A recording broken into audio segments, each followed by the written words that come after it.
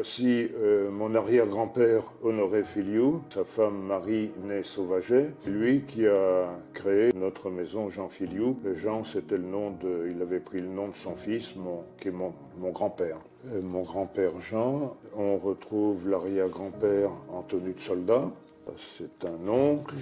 On retrouve des arrière-grands-oncles en tenue de soldat. C'était l'époque où on faisait les photos en tenue d'officier. Et on a toutes les photos des grands-parents et arrière-grands-parents en tenue de soldat.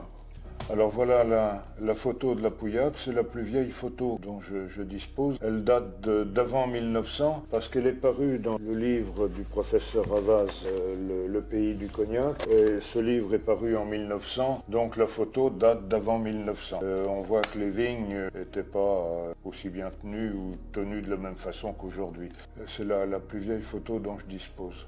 Si vous deviez, à travers tous ces portraits de famille, de génération, s'il y a un point commun entre toutes les personnes? Le point commun, tout ce qui les rapproche, c'est quand même la vigne. La propriété qui date de l'arrière-grand-père Honoré, c'est lui qui a fini de construire la Pouillade. Les générations successives ont remodelé, un peu modifié, mais enfin la Pouillade n'a pas tellement changé depuis 1870. Et les générations successives ont arraché, replanté, agrandi le vignoble et puis surtout créé un stock de vieilles eaux de vie aujourd'hui. Si j'ai le stock dont je dispose aujourd'hui pour travailler, c'est grâce parce que j'ai eu un père, un grand-père et un arrière-grand-père qui petit à petit nous ont laissé un stock de plusieurs chais où il y a de très belles eaux de vie. Et vous avez fait l'effort de le faire pour ceux qui arrivent? Aujourd'hui, les eaux de vie que je rentre, qu'on stocke aujourd'hui, la plupart je ne verrai pas, c'est pas moi qui les mettrai en bouteille, ça sera Christophe ou ses enfants. C'est sûr qu'on travaille au moins pour la génération d'après et quelquefois pour la deuxième. Est-ce que ça vous donne un caractère particulier, ça? Ça responsabilise, c'est-à-dire que je fais quelque chose et je voudrais pas que plus tard mes successeurs, les maîtres de chais suivants, disent « ça, il aurait pu faire ça autrement ». J'essaie de garder la technique ancestrale, les techniques du grand-père et particulièrement de travailler le final sur nos assemblages. Le grand-père Jean disait le final, ça doit finir en queue de pain. Et ça, quand je fais un assemblage, je suis particulièrement attentif au final et je repense toujours à cette expression. Et je la redis à mon fils, cette expression « finir en queue de pain ». C'est-à-dire quand le client doit poser le verre, que le verre est vide, c'est super, quoi. C'est quelque chose de...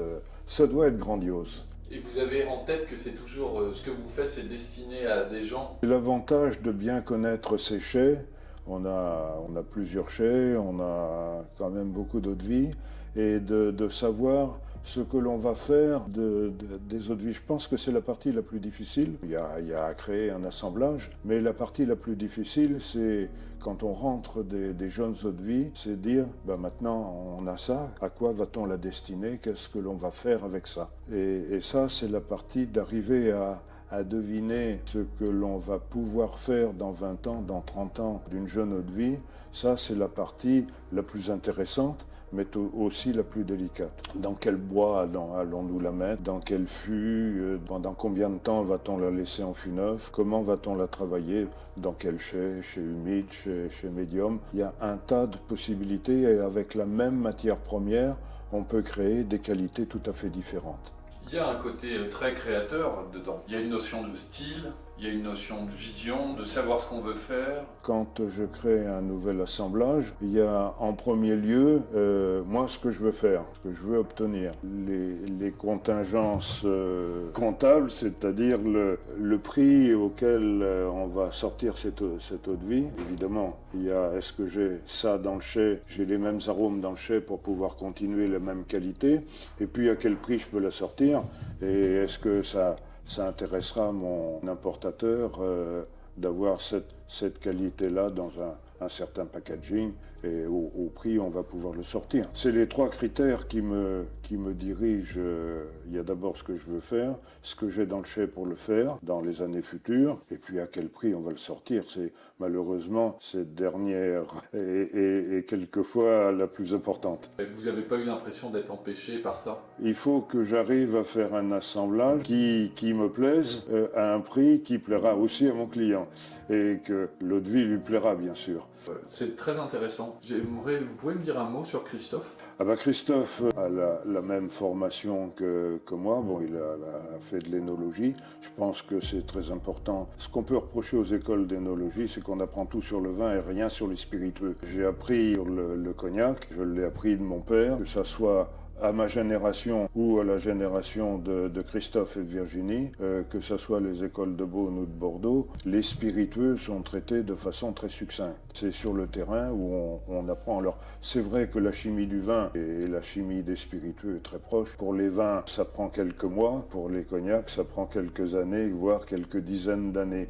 Mais le principe, on peut considérer que le principe est le même. On a l'avantage, c'est d'avoir les mêmes goûts, c'est-à-dire que, et Virginie aussi, sur 5 échantillons. S'il y a un interdit, on aura le même.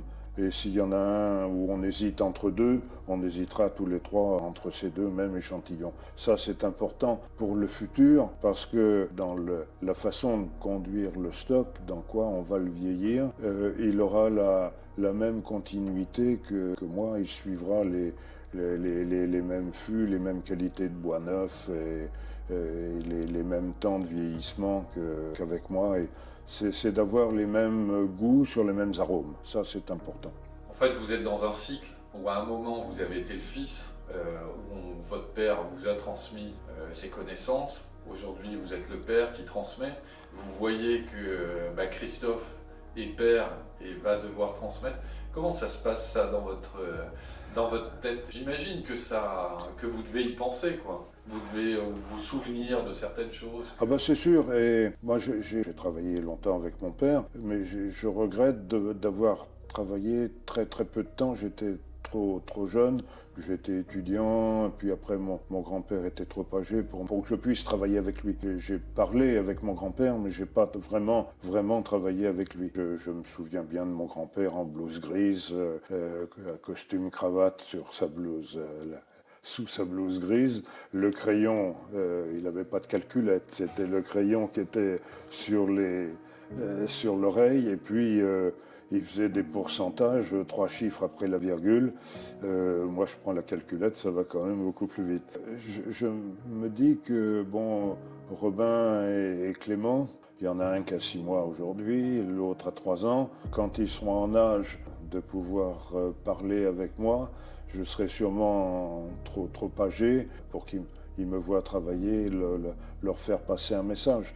Donc j'espère que c'est Christophe qui fera la soudure entre les deux, comme mon père l'a fait entre mon grand-père et moi. C'est quelque chose quand même, des vies de cognac comme ça. Il y a peu de professions où le petit-fils vend les eaux-de-vie du grand-père. On a la chance parce que dans les vins, le cycle est beaucoup plus court. Si dans le vignoble, les choses sont les mêmes, je pense au choix des cépages dans le vignoble. Quand on plante une nouvelle parcelle, on la plante pour au moins 30 ans, voire plus. On s'engage, là aussi, on engage sa responsabilité pour le futur. C'est aussi des choses auxquelles je pense quand je fais quelque chose. Quand je vois un clou qui a été planté dans une poutre, je me dis, le grand-père a planté un clou là. Si je réfléchis, je trouve très vite à quoi servait ce clou. Je trouve que une chose, un outil, une chose est à sa place, elle a une histoire. C'est toujours intéressant de se poser la question pourquoi le grand-père il a fait ça comme ça. Que ce soit un clou, un outil, il aurait pu faire ça autrement. Puis on réfléchit finalement, tiens, il l'a fait parce que il avait raison de le faire comme ça. Quand je bouge quelque chose, je me pose souvent la question, si le grand-père était là, qu'est-ce qu'il ferait? Et bon, j'avais le nom amical, le vieux, pour moi le vieux, mais c'était le vieux avec un V majuscule. Je me dis quelquefois, bon sang, quand je cale sur quelque chose, si le vieux était là, et il me donnerait peut-être la solution en voyant qu'est-ce qu'il ferait, quoi. Et ça, c'est une réflexion qui me revient assez souvent, quand j'ai assez souvent des questions épineuses à traiter. C'est un bon compagnon pour vous de l'avoir en tête, ça. Je pense que je me sers des mêmes outils, les outils de tonnellerie, sont les outils qu'ont servi à mon père et à mon grand-père. C'est une continuité dans la famille, c'est sûr. Encore une fois, quand on a une décision à prendre sur des bâtiments, sur des changements d'organisation, je me dis on avait fait ça, le grand-père avait fait comme ça, c'était pas idiot, donc faut faire attention, on bouge les choses, mais est-ce que ça posera pas d'autres problèmes, quoi. Ça, c'est quelque chose où je repense assez souvent aux générations précédentes. De toute façon, tout est des pièces comme ici.